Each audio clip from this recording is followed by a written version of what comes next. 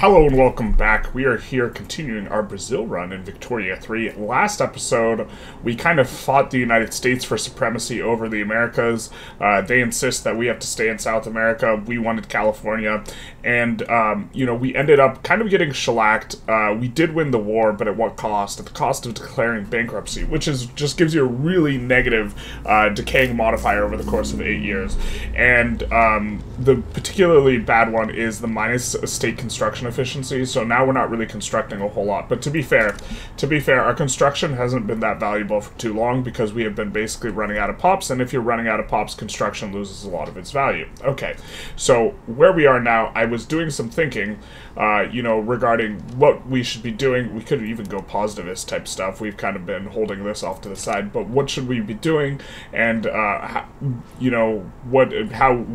do we go from here? And I think what we're going to do is we're actually going to delete construction, which hurts my soul to say, but what we're going to do is we're going to come in here and we are going to take a look. Where are the most expensive construction sectors that we have? We are going to reorganize our economy around the idea that our stimulus, or we are going to reorganize our economy and have more of our stimulus coming from our armies and our navies. Currently, if we take a look, we have 90 flotillas and 140 in terms of army. I think what we're going to do is we are going to build up to around 200 flotillas. We're going to shave off at least 10% of our construction, but probably a little bit more. And we're going to, build up to 300 in terms of Navy, and then probably around 200 in terms of Army. This is the idea, and I think that this will be a little bit better. We do not want to remove government stimulus and not renew government stimulus, and so this is kind of what we're reorganizing the stimulus. Instead of, stimulating via construction, we're going to stimulate via, especially Navy, because Army we can build up, we can conscript up, we can handle it in those ways. Navy, you cannot build on you cannot build up a Navy quickly. And so, in particular, we're going to focus on a Navy first. Now, another thing we are maybe going to be doing is leaving the Russian market, or thinking about, organizing stuff so that we can leave the Russian market a little bit better. This is heavily crimping us, and this is starting to become more and more common. We could build up more convoys, and we are going to build up more convoys. Maybe we'll look to get around 8K total before we leave the market, but this is also something we're going to be working on, kind of right out the gate here, is maybe becoming independent, a strong independent Brazil who don't need no money, mainly because I think what we want to do is we want to annex all of South America as kind of the end goal for the run, and we're pretty close, but we do need to fight some nasties, one of which is Russia, or we can trade for their states. We'll see exactly how we can manage, or what we can manage to pull off. So we just got an Australian mass migration to Minas Gerais. This is mainly off the back of a lot of stuff we all have ready to go in terms of construction, and you can see that is a huge tick. Now, this is not going to be what we actually realize over the course of the year, but we are, we have been cranking up SOL. It makes sense that they want to come here. There's a huge amount of migration attraction, and there would be more if we were a great power, and we would become a great power pretty much instantly upon leaving. And very importantly, we have a ton of jobs available. And this is what I mean when I say the construction isn't that useful, is like, well, okay, we can build more tooling workshops in Minas Gerais, for example.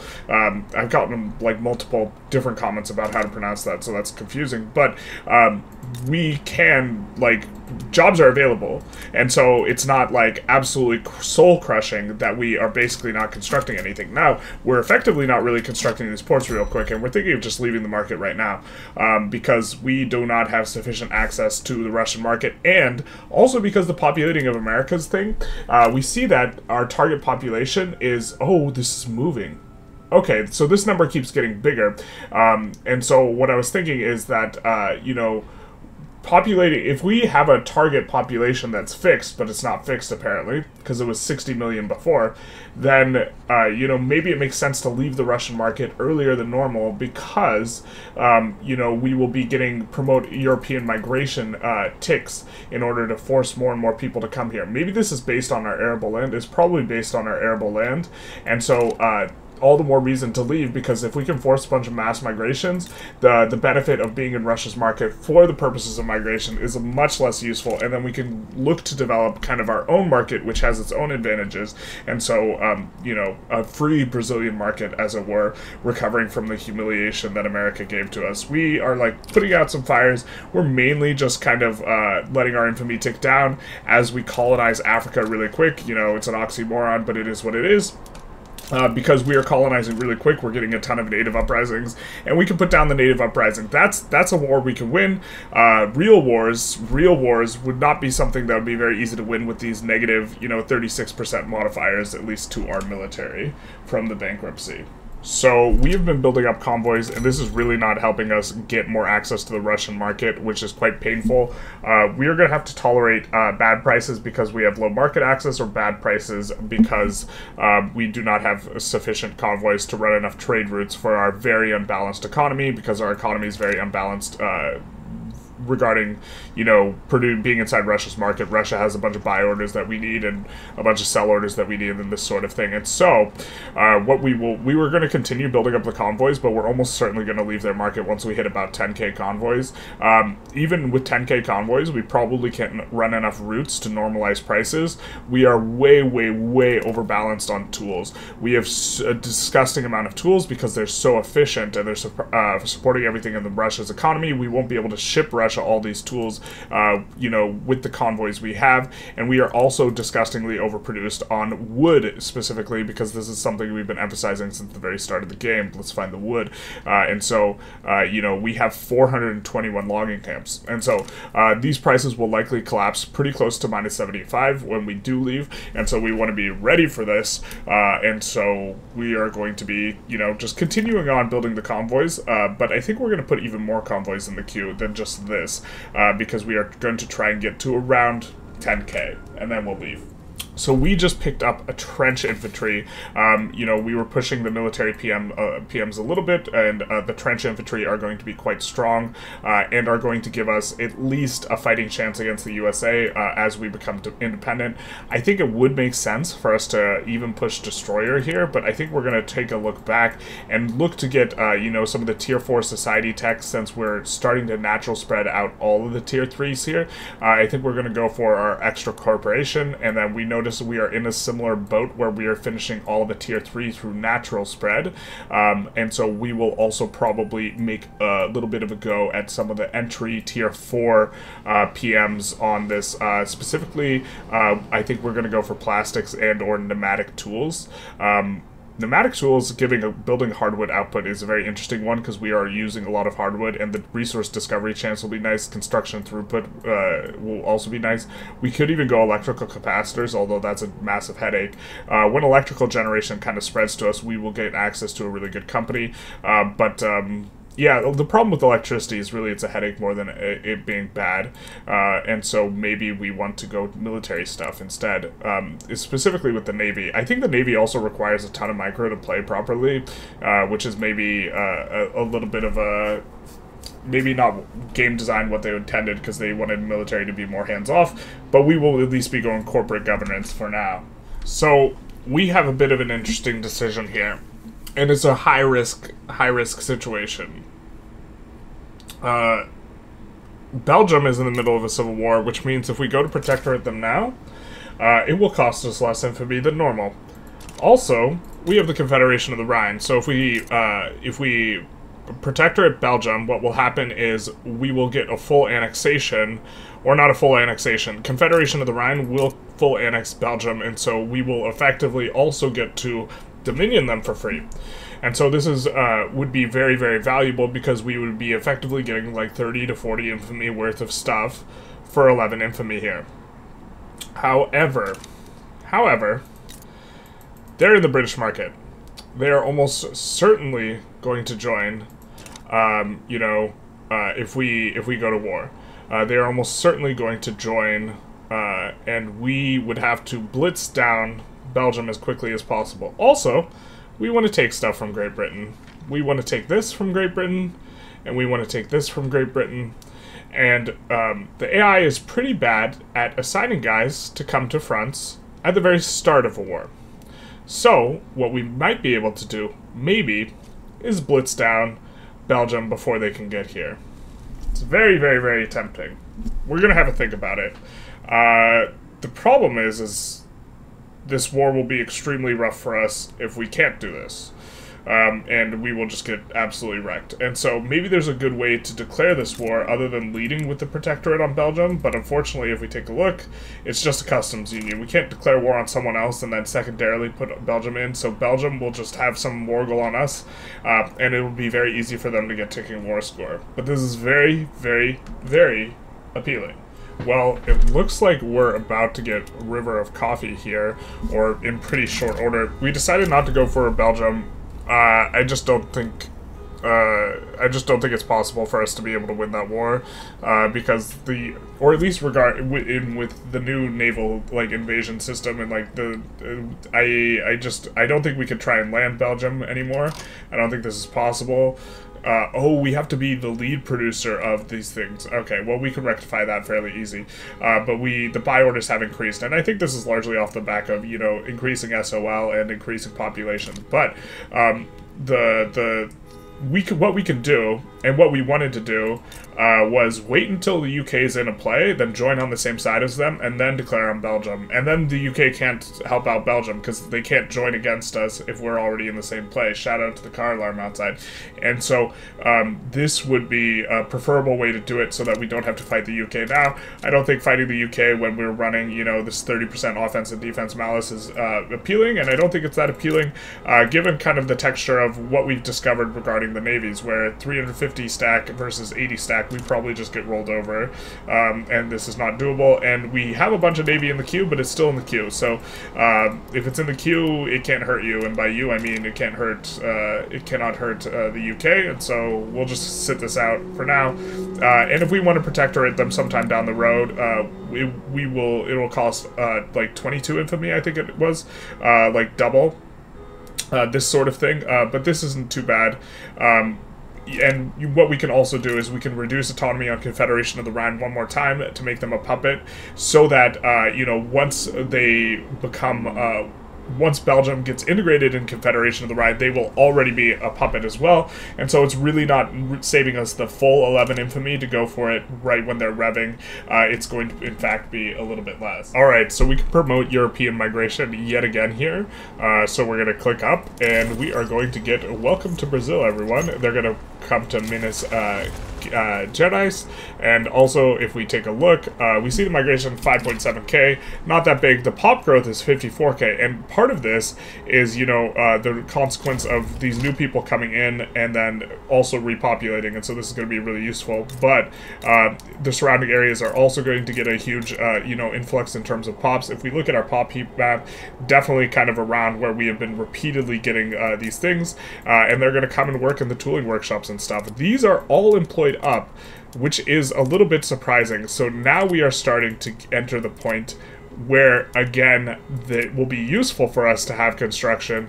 We really don't have as much as we would like, but kind of don't want to, with the minus 44%, don't really want to lean into it too much at this point, and instead we're going to work on expanding out the Navy. We're back up to 650 construction after deleting quite a bit of it, because we got, I believe, reinforced concrete is why we are kind of back up in that sphere. Electrical generation is going to be a little bit nice, but it's going to be tedious, and we are just kind of on the lookout for, once our infamy gets low, I think this Belgian play is a little bit appealing. Actually, we're going to we have to wait like 5 years on this truce, and so maybe it's not that appealing, but we are getting really, really nice colonization in here, and so we might look for some trades, which will be to our advantage, hopefully, because the AI seems a little bit too keen on, unifying these states without really evaluating the value of these states. So, for example, Heroland's not worth that much, and Namaqualand is also not worth that much, so trading these to Russia and or France might be appealing. Specifically, France might be trying to, unite this area, and maybe we can get this off of them, peel Patagonia off of them, despite it having, some oil and some good resources, and then, we won't have to fight them, which would be great. All right, pump the brakes, son. Since the last, patch 1.5.9 to patch 1.5.10, they have changed the Panama Canal Company, which now gives 50,000 tax income and 25% trade route competitiveness. That is pretty nice. On top of actually, applying to shipyards, military shipyards, and trade centers. It applies to trade centers now. And I don't even know what to think of throughput on trade centers. Like, okay, so first of all, you can't get construction on trade centers. Let's find ourselves a trade center. But you can get throughput. And so what is the throughput increasing? It's not increasing wages, right? Is it just increasing migration attraction and trade? Like, what's the output? Because it's not supposed to increase wages. What is the throughput supposed to apply to? Exactly. We're getting economies of scale throughput. I don't know. I don't understand what the throughput is supposed to apply to, my guys. It's not applying to the migration attraction if you have this 10 here. Is it applying to trade revenue? Is trade revenue getting throughput? I'm not exactly sure how this works. Very strange. I also didn't... Why do you have economies of scale for... Oh, you get 10 from safer shores. Okay, fine, whatever. But that is just a curious thing. But I think that this is just free money. I don't know, a flat bonus to or penalty to tax income to be collected. I think this is just a free money modifier. So I think this if we can get the prosperity bonus, which it doesn't look like we can, it's going to give us free money. But we're going to slot it in anyways. Ooh, no. We're going to reload and, we're going to reload the autosave so we don't just break that company's prosperity bonus. But we're going to slot in this company and play around with it. It is going to be new for us. Already just slotting it in makes the productivity better. I don't understand what exactly the throughput's going to give us, though. And this is maybe, something I should know more about, but I'm not sure. I suppose if this jumps up, from 1.6 or 1.74K when we get the throughput. Yeah, I didn't really see anything move here, so I don't know exactly what the throughput is supposed to give us. Maybe it's just there so we can get a prosperity bonus based on a trade. That's probably what it is. We're just getting our prosperity bonus in part heavily influenced by the trade centers is probably why it's in there. So we have removed our services consumption tax. This is maybe something we should have removed a while back. We will maybe float this to try and get better enactment time on multiculturalism specifically, but after we're done floating this, I think what we're going to do is we are going to use some edicts in some spots, and specifically, I think, encourage resource industry in Minas Gerais and as well as Transvaal, which both have quite a bit of resources, and this will overall juice up our economy. We're not looking to extract more money out of the economy. We can't lower taxes further, and the main reason we pulled out services but not these 3 luxury goods is that, overall, consumption, what the wealthier pops have is they have exponential needs, which means they will need more and more money in order to increase their SOL. This is less true of lower rung pops, and now our lower rung pops have high enough SOL that services is their, third tier good, and so by doing this, we're hoping to raise SOL, help to drive a little bit of migration and this sort of stuff while we are in, our economy's been growing this entire time. Even though we don't have a lot of construction and we haven't been finishing a lot of buildings, our economy's been growing quite a bit this entire time. Maybe not as much as we would like, but this is going to be a pretty strong inflection point for us, I think, or not inflection point, but the us getting migrants is going to be really useful because our problem is labor, and you can see here we have been driving a ton of migrants into the country, over the course of this time. It's why we're tolerating, us not having full market access, because we're still siphoning off a huge amount of migrants from Russia. If we take a look, we can see the amount of pops in our country. First of all, we are converting pops that are Russian to Brazilian. But if we take a look down, there will be... Well, actually, there's not even that many Russians. Only 1 million. The Serbians are also from Russia, though. And so, there's, if you count them all together, there's still going to be several million, but maybe we should just leave, man. We have built up a large amount of convoys, since then, although we're not really getting that many convoys. I think part of that is we're having throughput problems in general, but on the development, we are in industrial ports. Maybe we just go for it here. It's going to cause immediate, very, very, very severe pain, but we have a pretty fat buffer, both in terms of money we have and also, Why do we have less convoys than we had before? I'm so confused. We have less convoys than we did before. But maybe we're getting a positive convoy modifier, but maybe this is just not worth tolerating anymore. And also, we are going to get trade route competitiveness, right, eventually. Once we get this bonus up, we're going to be getting trade route competitiveness, so we can try and make some money moves. The throughput and the construction speed on the trade centers is so goofy, but we will get throughput, we will get throughput and construction speed on those. The shipyards is kind of a nothing burger. These really won't be that useful in terms of getting throughput and construction speed on them, but we are building up the Navy, so this is probably one of the things that's driving the productivity. Interesting inflection point. We'll think about just leaving the market now, though. Okay, apparently we just can't read, because we are only spending 5k convoys here. We have, 10k, over 10k, which is what we wanted, but we can't really leave the market just quite yet, because we're going to need to run a ton of trade routes. We don't have much bureaucracy, and so what we are going to be doing now is we are going to actually be rolling back our institution for colonialization. We're getting max speed on these colonies anyways, so we might even roll it back 2 notches, but this will free up around 350 admin. Then we're also going to put in some admin. We're not running a tax, we're not running out on tax anywhere, but we will, kind of the places where we are getting closest to running out of tax, we'll add a few, and then in particular we're going to add a few where we can pursue economies of scale. Also, you can see we are starting to run up the peasants, so we are starting to get into a point where now construction would be valuable, and we don't have access to exactly as much as we would want, but we're going to push economies of scale in Rio de Janeiro. All of this together should give us enough. However, it's going to take us forever to clear, kind of everything we have in the construction queue in order to get to these. So that's less than ideal. We're going to kick a few of these to the front because we are running a bureaucracy deficit, but past that, we are just going to have to play a little bit of a waiting game before we can leave the market. Infamy, by the way, is looking a little bit low.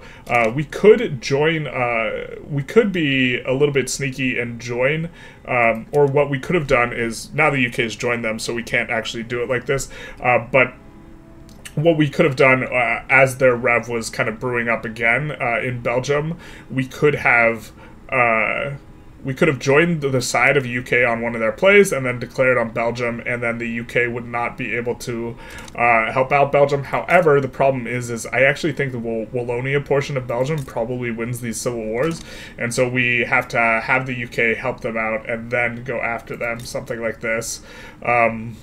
Yeah, but the UK is very, very likely to join against us if we... Maybe there's a way to do it again here. We'll have to have a little bit of a think, actually. Maybe we could do something here. So we proc the local flavor of coffee, getting the money tree. The successful development of Brazilian agriculture has grown our nation's economy greatly. We're not focused on agriculture at all. We're all about tools. The fruits of our labor and rubber. The fruits of our labor can be seen on every continent, flavoring tea in London and being sipped from steaming mugs in New York. Okay, so what can we get from this? What is the thing? We can get political strength and approval on the Industrialists, or more political strength. I think we'll go for the more, going for the trade route competitiveness, which is actually going to be really nice, combined with the bonus from the Panama Canal. I wonder what the Suez Canal is. We might have to check the Suez Canal out, actually, because the Suez Canal is also going to be a fairly strong company. I think it'll be under potentials. Let's see, 50,000. Oh, it's the exact same. It's the exact same. Interesting. So the Suez Canal used to be a little bit better, and now it's the exact same. But this 50,000 tax income, trade route competitiveness, I don't even know how to evaluate this. This is going to be interesting moving forward.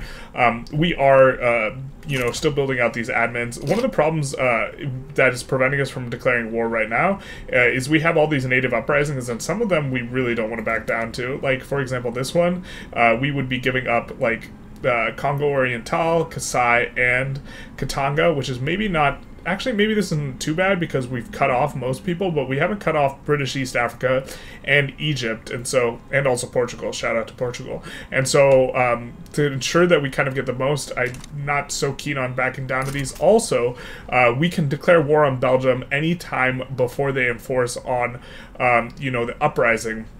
And I think we actually want to declare a little bit before they enforce on the uprising, so we're going to probably try and do the same thing down the road that we were interested in doing earlier, where we can maybe try and get all of Belgium for a cheap price in terms of the infamy. They notably have a really strong company, notably the best rubber company in the game, and which I don't even know if it requires we own the... Oh, no, wait, no, we can't do that. Primary culture locked, but they have a really good tooling company that we would be interested in any case. Finally, after a couple failed law passes, we get multiculturalism, which is kind of the main reason we still had her around. The apple's fallen far from the tree. She's addicted to opium. She's got expensive tastes, not the one we were promised by Pedro. And so we're probably going to go parliamentary republic here. We could go council republic. That would be spicy. That would rev everyone right up. But we're going to go parliamentary republic. She served her use of passing multiculturalism, which is going to be absolutely fantastic for immigration. Somewhat long-term, we do want to maybe be thinking about trying to get either, Qing states or getting Punjab in the customs union, but getting them into the customs union and also changing them from having closed borders, this type of thing, in order to facilitate a ton of migration. This is something we are interested in, but for now, we're going to be interested in going parliamentary republic, which is going to move a whole bunch of clout away from, the aristocrats. Not that they have a lot anyways, but it will move it into the hands of the people, where we will have be way more legitimate than we've been before, which is really going to help out with the loyalists. Loyalists are starting to tick up quite a bit as the bankruptcy malice ticks down, and we, have a level 5. What is it? We have a level 5 institution for home affairs, which is going to give us, radicals and loyalists kind of thing, but it's not really overcoming this debuff, which is giving us 52% more radicals from standard of living decreases. But as we start to get out from under this even more and more, it is going to be quite nice. And so we're going to move in this direction. Shout out to the end of the monarchy. She was just too addicted to opium. The truth hurts. After this, we're going to be trying to pass laws like, we've been on per capita for forever, and we really want to get on to graduated, but we don't want to... Actually, maybe we want to rev and let Russia deal with it. I think we want to get the trade unions a little more powerful. I think we want parliamentary republic first before we make one of those moves, but, at the very start of the game, maybe we should have gotten land-based taxation really early. This probably would have been better when we had a really powerful landowner interest group, because that makes it much easier to go on to... once you're on land-based, then you can go to proportional much easier without having the trade unions need to be really strong. And proportional will generally generate more money, but it will generate more money in a way that you prefer, where it's taxing the upper rung pops more. Like here... proportional will generate 60k, and here it'll generate, you can't see it, but 33k. We'd still rather enact graduated taxation, because it's going to positively affect our SOL more, which is going to help drive migrants, which is the main thing we want, although now we're starting to want more buildings. So we got a bit of an interesting event that actually gave the UK a claim on this province. So this is going to make the UK more belligerent towards us, but also, kind of very interestingly, this is going to also make this a nice bargaining chip later if we wanted to try and trade state them. Because they have a claim on this state, they're going to be much more willing to give up stuff. So, we could maybe try and resolve this Patagonia-Guyana situation diplomatically without having to fight the UK. But this is the result of, kind of the scramble for Africa event chains that we're getting. Although we don't want to give it up now, because then Great Britain would actually be able to colonize here, and we don't want that. We just want to, kind of wrap up as much of this land for ourselves as possible. We are in a bit of a spot where... I mean, it's so tempting to, go for this, where we can... So we can white peace out of this war and then declare war on Belgium. We sided with France here in exchange for a bankroll, but I just don't think... I don't think we can win this against Belgium. Let's see how close they are to enforcing on their dear revolutionary Belgium. If we look at diplomacy, we see that, yeah, they're pretty close to enforcing... I mean, it's just so tempting again. So, for passing Parliamentary Republic, you know what would be really great is if we had the Industrialists supporting it, and we had the Industrialists in government. So I think what we're going to do is we're going to do this, and then we're going to exile this. We're going to exile not that gentleman, although we kind of want to exile that gentleman. We're going to exile one of these guys. I think we're going to exile the Positivist here. The reason being, 13 days. Okay, fair enough. We'll wait 13 days.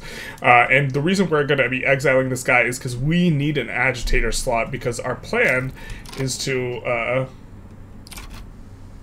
hopefully our Parliamentary Republic doesn't break. Alright, so we're going to exile Dissident. And then our plan is to have an Industrialist support our Parliamentary Republic. And so we have two choices. Also, shout out to the Anarchist Industrialist. I don't know exactly how this happens. I mean, we could get an Anarchist Industrialist. You know what's actually funny is this would make it really easy to go cooperative ownership, right? And then Council Republic. I don't actually know what spawned this guy. We did see this guy. This is a little bit of an anomaly, but they want to go Council Republic. Do we actually want to go Council Republic right now? So the plan was to go... We can actually just go Council Republic right now, huh? Alright, let's actually just take a look. Straight to Council Republic. The problem is it revs the Intelligentsia, the Landowners, the Catholic Church. I think that the Intelligentsia is not going to be strong enough. And so we could actually just... Oh my god. That's so silly. I don't know what caused this guy to come into existence. This is not normally supposed to happen. You can exile a moderate and get it. It wasn't our guy we exiled. It was, you know, British East Africa. But we... Shout out to the Anarchist Industrialist. Just complete other direction with this one. But if we... Council Republic is looking nice. So, in terms of our Industrialist bonus, we do have 20% infrastructure and investment pool contribution efficiency. Investment pool contribution efficiency is really good until you have around 600 to 800 million GDP. And while we only have 200 million... we're actually not that far from 800 million, to be honest, because once our construction recovers and our pop continues to just crank up and we get some, like, key technologies, we actually will be kind of moving in that direction pretty soon. So we wouldn't hate Council Republic right now, and we're going to be swapping, you know, to something like this anyways. I mean, we could go parliamentary way faster, way easier, and then go, you know, Council Republic. This is going to radicalize the Intelligentsia. Oh, this is such a weird spot. We're going to have a little bit of a thing. So actually, I think we're going to conclude the episode here before we make any of these decisions. And so we have to do something to maybe pass Parliamentary Republic or not, if we are going to do that. But the two decisions, the two cliffhanger decisions we're making is, what are we going to do about Belgium? Are we going to try and fight Belgium? Notably, this time around, we have much better, you know, on the offense and defense penalties, so it's not anywhere near as bad. But the second one is, do we invite this absolute Chad banger of an anarchist? We were taking a closer look at him, and he's also got literary, which gives minus extra infamy decay, which is a fantastic modifier, and, you know, like... How based is this Anarchist Industrialist? Anyways, so this episode, largely what we did is we recovered from the humiliation of, you know, declaring bankruptcy. It was largely just kind of waiting and also prepping getting out of Russia's customs union. If you see, we are making a ton of money. And so while we haven't upped the construction because there's not really too much need to it, we actually might start because, I mean, we have so much money. You know, we have been cranking up the economy quite a lot off of the back of the buildings that we have already constructed that just were not yet filled. France is also one of the reasons why we're getting a ton of income. Oh, no, wait, that's just the Panama Canal Company. Are we really not? No. Okay, Diplopact, yeah, France, 200K bankroll. Because they decided they really, really needed some help with handling Japan. Which, to be fair, they did handle Japan. So... Ouch. Anyways, if you enjoyed this episode, feel free to like, comment, subscribe, do the YouTube algorithm thing, and other than that, have a good day.